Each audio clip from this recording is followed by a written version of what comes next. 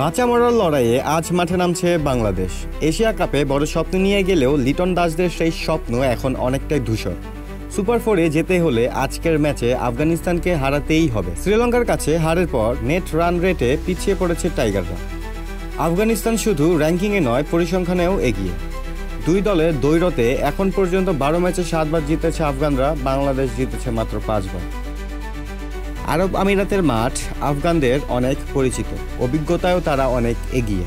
তবুও লিটন দাস স্পষ্ট জানিয়েছেন এই ম্যাচটাই হবে বাংলাদেশের টার্নিং পয়েন্ট। বাংলাদেশ সময় রাত 8:30টায় আবুধাবিতে মুখোমুখি হবে দুই দল। টাইগাররা কি পারবে গড়তে ইতিহাস?